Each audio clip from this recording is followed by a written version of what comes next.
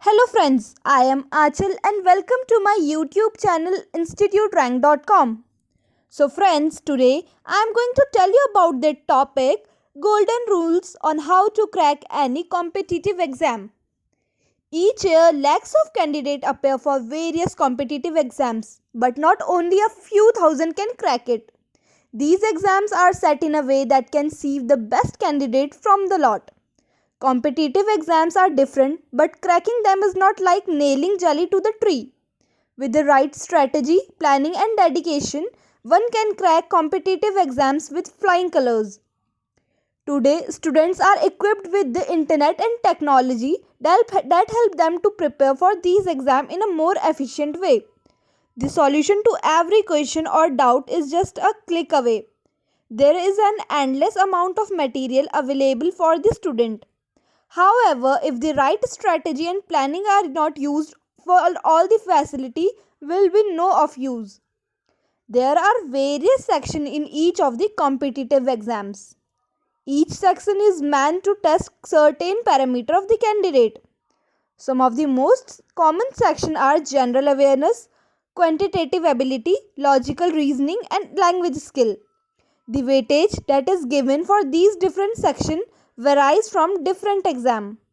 In this video, you will get all the tips and tricks that you need to use and put to practice if you want to crack the competitive exam. Now, we will discuss about 5 golden rules on how to crack any government exam. Book list and other tips are shared by numerous sources these days. But here, through this video, we'll share the hacks which a UPSC aspirant must follow. These hacks Manson creates a habit of sticking to your daily routine without getting distracted. Number 1. Distractions.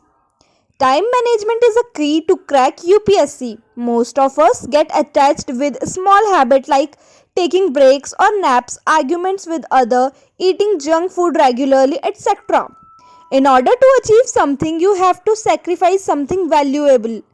In our research point, you have to get free from your regular habit. Those habits might be any one of the above mentioned. Remember, sacrifice worth it. Number 2 is discipline. Start your preparation in an organized path. Setting goals to complete a certain portion is much easier than working on it. All you have to get is focus on the goals which you had and try your best to complete it before the deadline. Meanwhile, you will get to encounter with low moments where you just want to give up and procrastinate yourself. Being positive make you feel confident, which is also improves your strength and creativity. All you have to do is to motivate yourself. Now, number 3 is stick to a source. The majority of the aspirant follow a plethora of books to cover a single topic of syllabus. Always remember that you are not working to get a PhD in that particular subject. You have to go through this is master that particular topic from a single source. Then only refer to other sites, videos and book to gain conceptual knowledge. Number 4 is hard work. There is a misconception about smart work.